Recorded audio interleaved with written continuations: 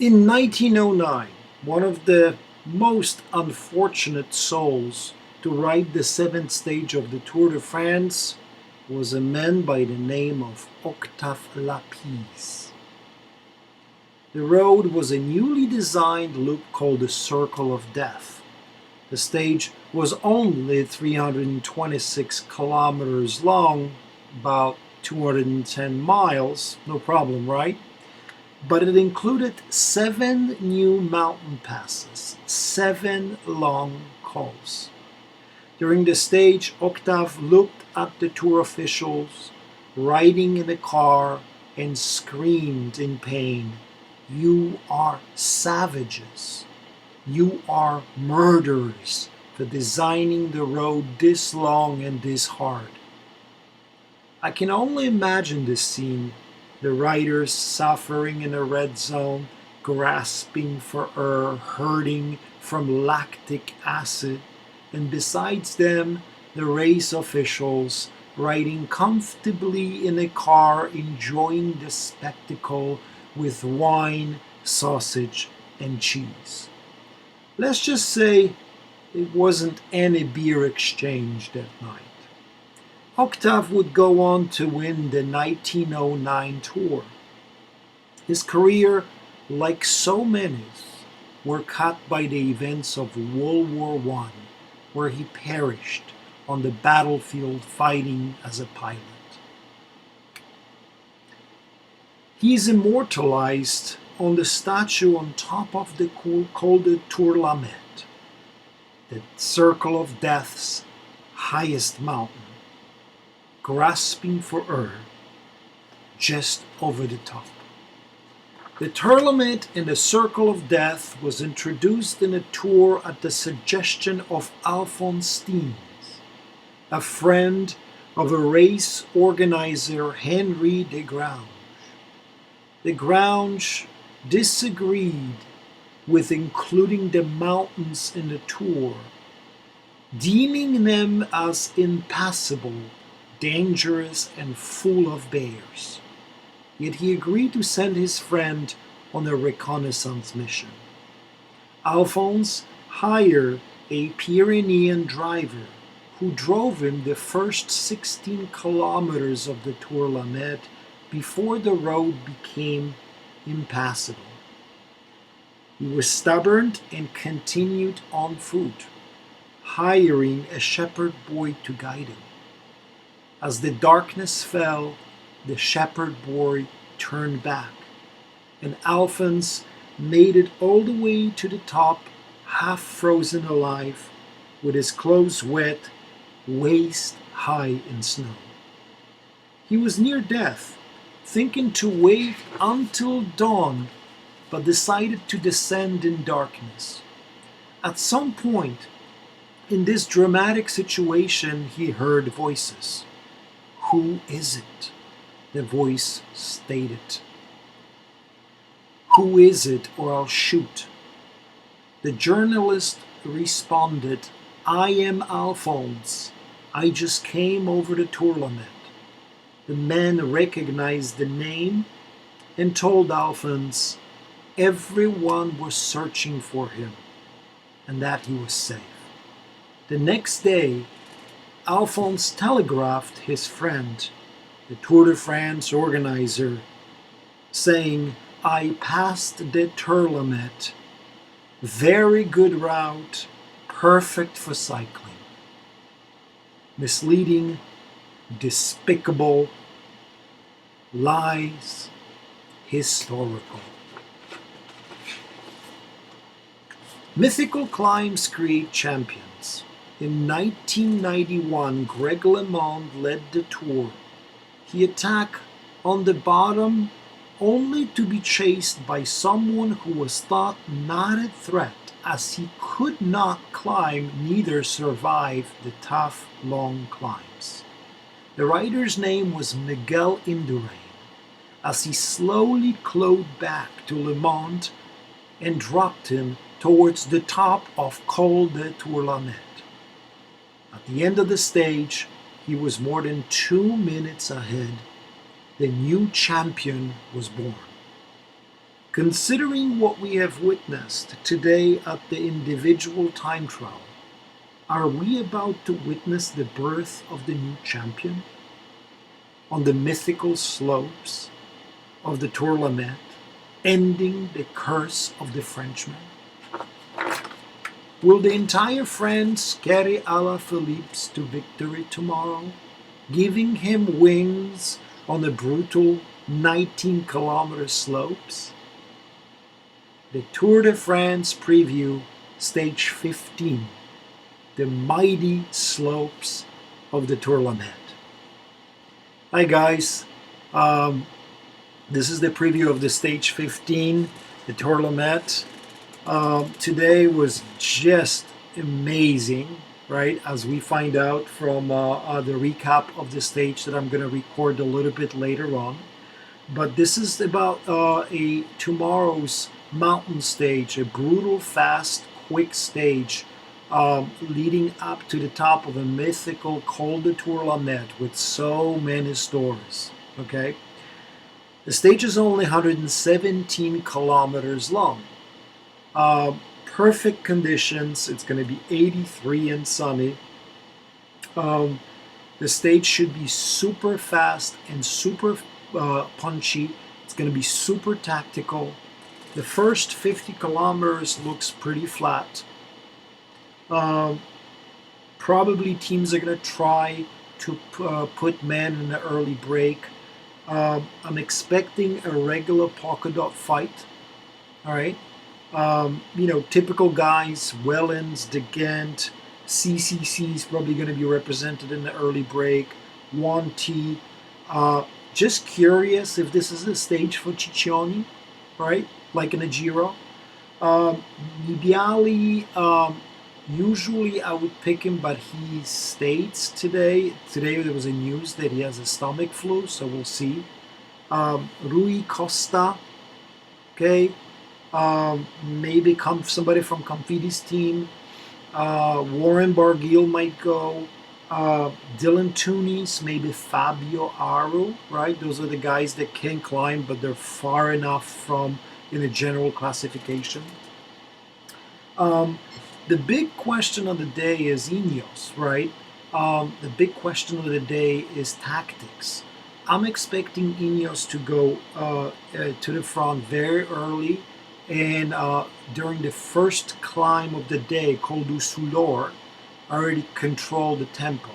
So I think the breakaway, especially the early one, is pretty doomed. I think very early on, Ineos is going to be using their men, starting with Moscon and De Barle, towards the bottom of the Col du Soulor. So I don't think anything's going to happen there.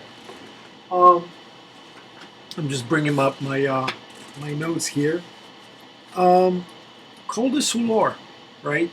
The bottom of the climb comes in 50k in, and Col de Soulor is pretty tough.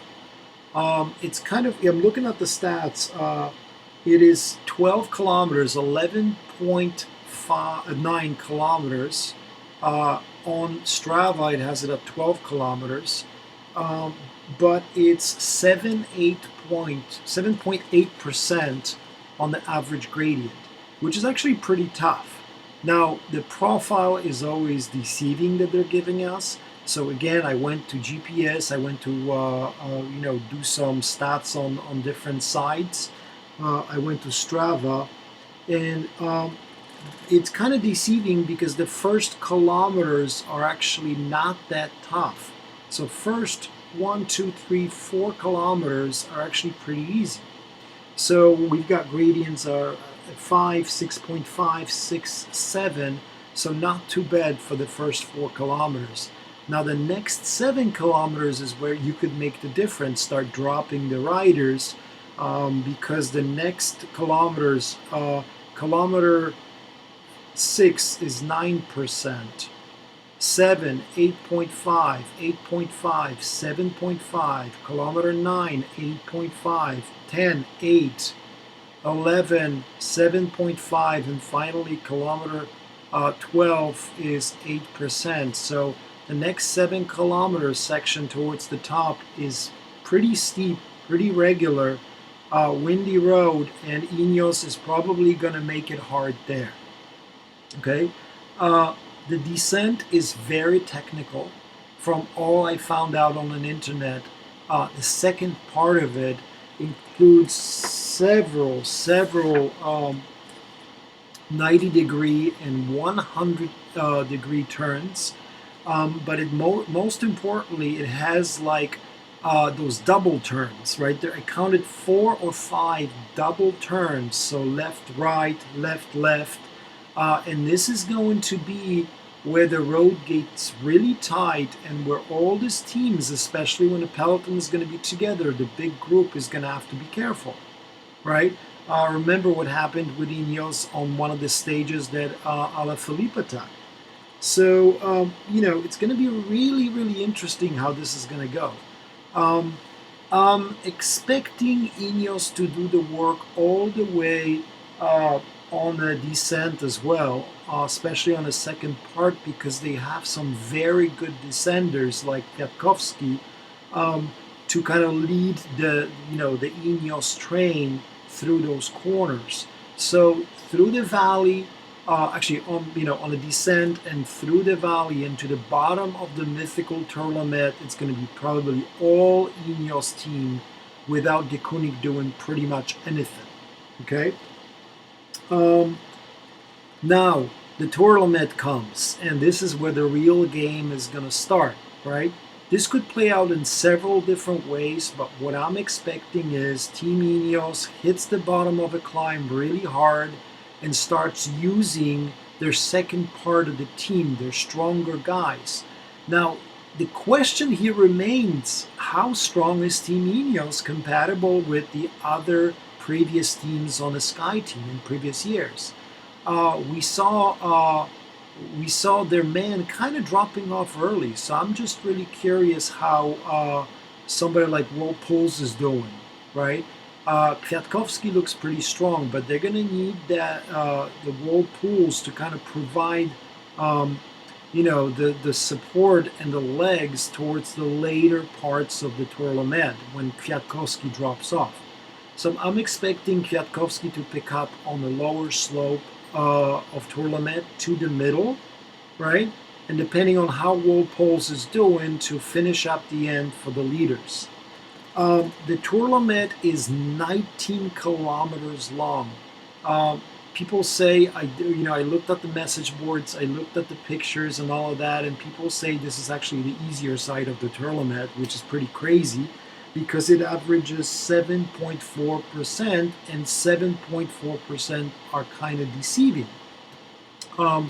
Once again, I looked at the profile, and the first kilometer is actually at 4.5%, so easy. So that's a deceiving part.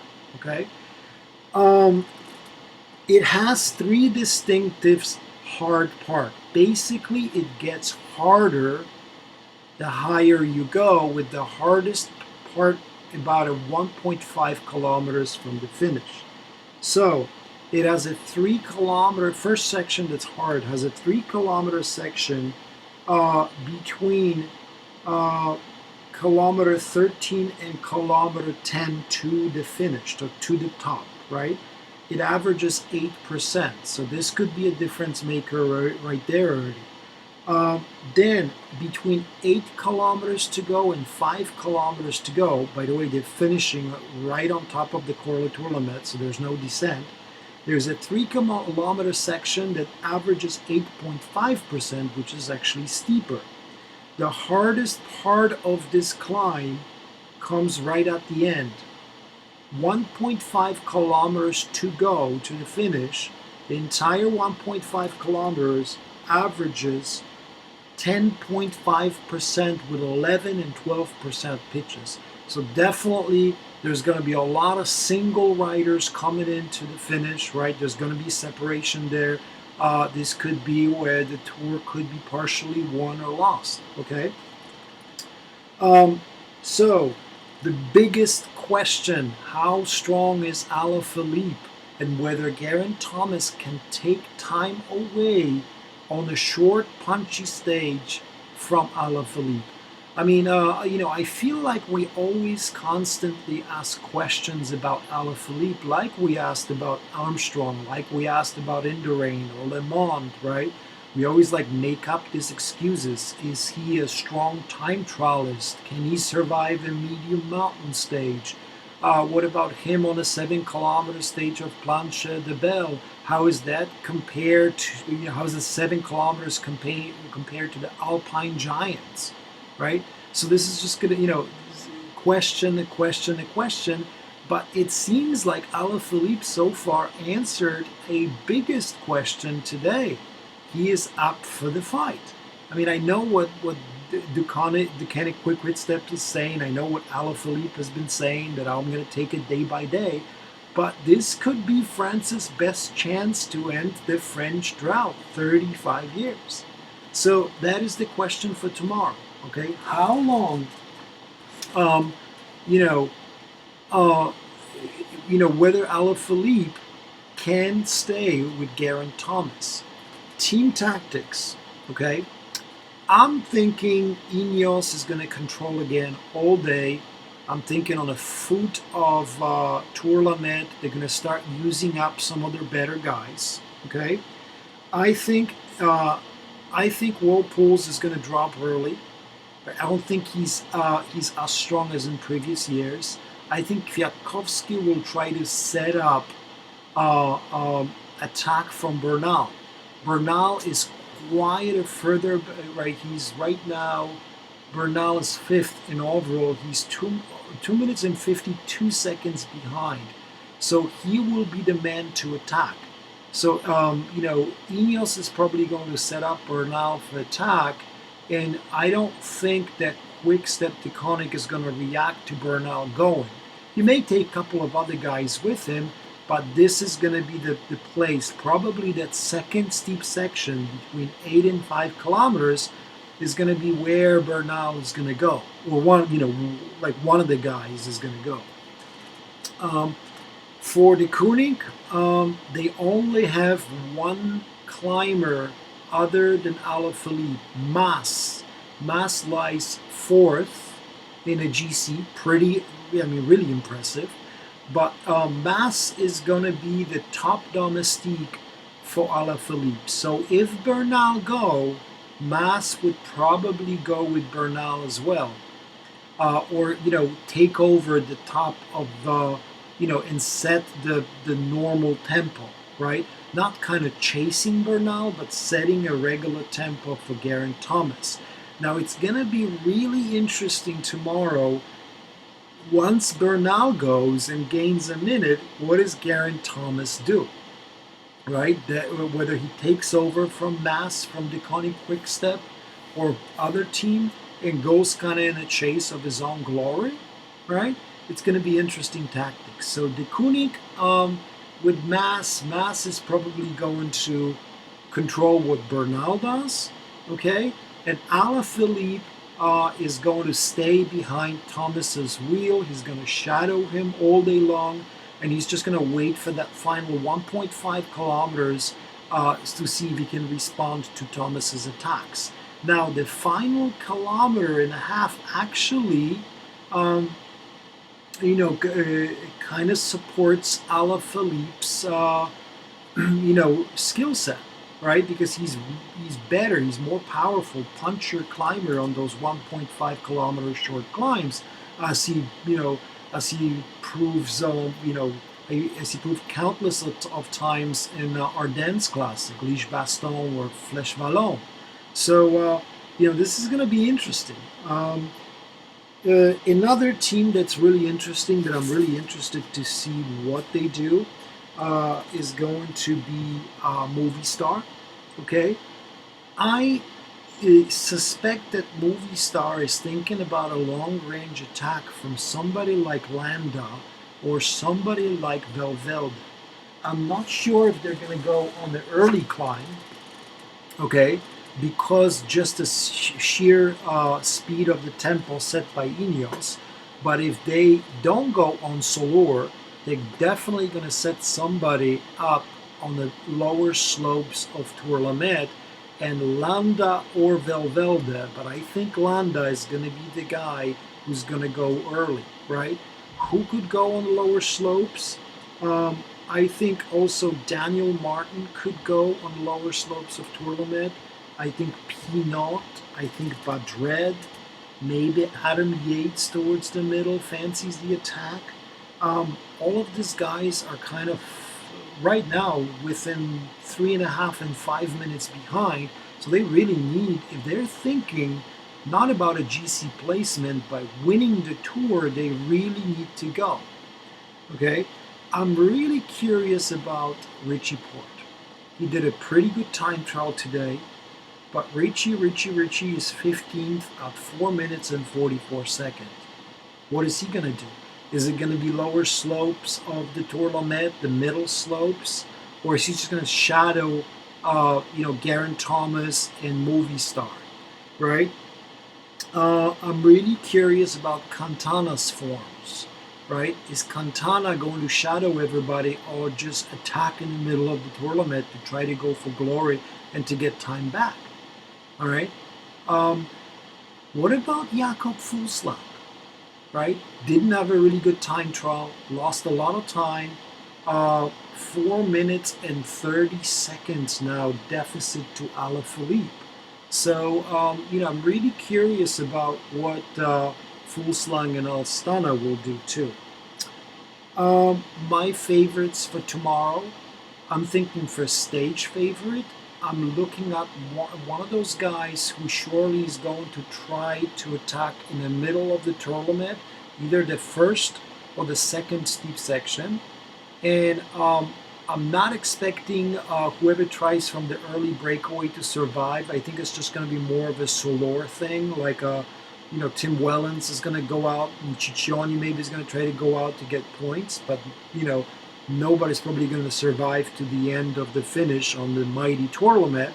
So I'm expecting riders like Quintana, Landa, Bernal, Martin, Badret, and Adam Yates to jump in the middle of the Tourlamet to win the stage. Because remember, the tactical battle is going to be really between Alaphilippe and Geraint Thomas, between De Kooning, Quickstep, and Ineos. So, they will let somebody go from one of those stronger riders who are the GC guys who are looking to get the time back.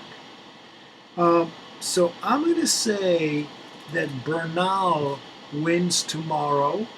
Well, no, wait a minute. Bernal, Landa, or Quintana, or Daniel Martin. Okay? Who's going to win tomorrow? I'm going to go, you know what? I'm going to change it. I'm going to go for Quintana. I think Bernal is going to attack, but I think Quintana is going to go early. Okay? I think he's going to go in the second of the steepest section of the Tourlamet, and I think Bernal still is going to attack, but I don't think Bernal is going to get Quintana, and Quintana wins. Okay? But I think the guys like Quintana, Landa, Bernal, I think Martin, Badret, and Adam Yates, I think these guys will gain time tomorrow if they attack, because there's going to be that tactical battle going on.